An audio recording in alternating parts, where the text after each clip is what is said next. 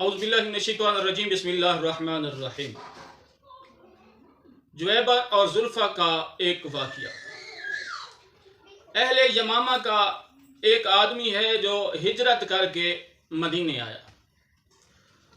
ایک غریب تھا، اس کے پاس کچھ بھی نہیں تھا، لیکن رسول پاک کے حکم سے وہ مسجد مدینہ میں زندگی بسر کرنا شروع کرتی۔ رات کو مسجد میں سو جاتا، دن کو مدینہ کی گلیوں میں چلتا پھرتا۔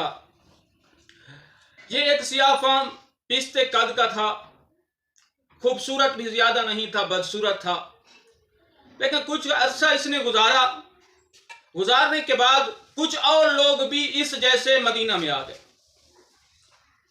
جن کے نہ کوئی رشتہ دار تھے، ہجرت کر کے آئے تھے، بڑی دور سے آئے۔ یہ لوگ بھی مدینہ کی مسجد میں رات کو سوتے، دن کو مدینہ کے شہر میں گھوما کرتے تھے۔ لیکن یہ جو سیاہ فام جویبر نام کا مرد تھا، یہ آتے ہی رسول پاک کی تبلیغ کے اثر پر اس نے اسلام قبول کر لیا۔ ایک تو اسلام قبول کرنا ہوتا ہے، دوسرا یہ ہے کہ دین اسلام کو اس نے سمجھا، اس کی معرفت حاصل کی، دین کی روشنی حاصل ہو گئی، ایک نیک اور صالح بندہ بن گئے۔ پھر اللہ کا حکم ہوا کہ یہ جو مسجد ہے یہ عبادت کی جگہ ہے، سونے کی جگہ نہیں ہے۔ رسول پاک پر حکم ہوا، رسول پاک نے کہا کہ مسجد کے باہر ایک شامیانہ لگایا جائے جس کے نیچے یہ لوگ رات کو زندگی بسر کریں۔ شامیانہ لگایا گیا، یہ رات کو مسجد کے باہر سوتے تھے، اور رسول پاک نے حکم دیا علی اور زہرا کے دروازوں کے علاوہ ہر دروازہ مسجد کا بند کر دیا جائے۔ جس کے گھر میں جو دروازہ کھلتا ہے وہ بند کر دیا جائے۔ صرف ایک مین دروازہ وقت نماز اور دن کو کھلا ہوگا، رات کو بند ہوگا۔ صرف جناب زہرا اور جناب علی کے گھر کے اندر جو دروازہ کھلتا ہے نا، وہ کھلا رہے گا۔ وقت گزرتا گیا، رسول پاک نے ایک دن کہا کہ جویبر تم شادی کیوں نہیں کر لیتے؟ آپ کی دنیا بھی سنور جائے گی اور آخرت بھی۔ کہتا ہے کہ اس کالے فام مرد کو، ایک پستے قد والے بندے کو، بدصورت کو کون رشتہ دے گا مولا؟ کہتا ہے کہ تم چلے جاؤ۔ ایک میرا صحابی ہے جس کا نام ہے زیاد بن لبید انصاری، اس کو کہو کہ رسول پاک نے بھیجا ہے، آپ کی بیٹی گھر میں بیٹھی ہوئی ہے، آپ کو رشتہ دے دے گا۔ یہ جویبر نامی مرد جناب زیاد بن لبید کے گھر میں پہنچا۔ زیاد کے گھر میں محفل سجی ہوئی تھی، ایک پروگرام تھا۔ اس زیاد نے پوچھا اے جویبر سیاہ فام مرد کیوں آئے ہو؟ کہتا ہے کہ علیحدگی میں بتاؤں یا سب کے سامنے بتا دو؟ زیاد کہتا ہے کہ سب کے سامنے بتا دو۔ رسول پاک نے بھیجا ہے کہ زیاد کو کہو کہ اپنی بیٹی زلفا کا رشتہ مجھے دے دے۔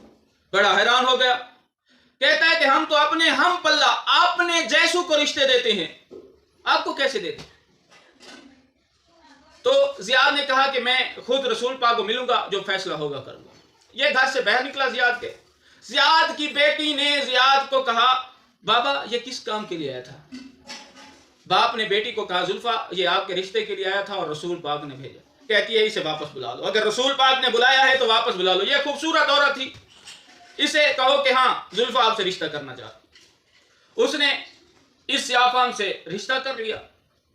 شادی سے لے کر 3 دن تک یہ سیاہ فام جویبر نامی مرد اپنے گھر کے اندر نہیں گیا۔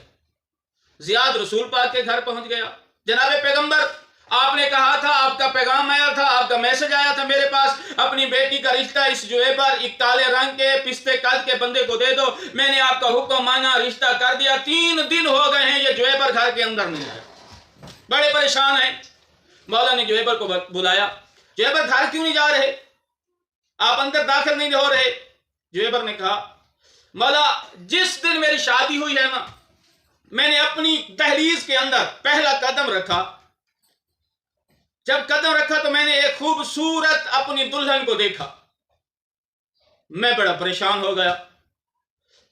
میں خدا کی بارگاہ میں اپنے دعا ہاتھ کے بلند کیے اور دعا کی کریم خالق اسلام کتنا اچھا دین ہے، ایک سیاہ فام مرد پستہ قد بدصورت کو اتنی خوبصورت تو نے دلہن دے دی۔ میں نے ارادہ کیا کہ 3 دن رات کو عبادت کروں گا، دن کو روزے رکھوں گا، 3 دن بعد میں اپنے گھر میں جاؤں گا۔ یہ معرفت تھی اس کی، اس کا ایمان کا جو درجہ تھا، معیار تھا، بلند تھا۔ کہتے اس وقت تک جب تک خدا کا شکر ادا نہیں کر دیتا اتنی دیر تک گھر کے اندر نہیں جاؤں گا۔ یہ ہے اسلام جو انسان کو درس دیتا ہے اسلام ایک انسان کے اندر قوم پرستی، مذہب پرستی اور نسل پرستی کا جو معیار ہوتا ہے وہ ختم کر دیتا ہے۔ اللہ کے نزدیک اگر کوئی بندہ بلند رتبہ رکھتا ہے تو وہ ہوتا ہے جو متقی اور پرہیزگار ہو۔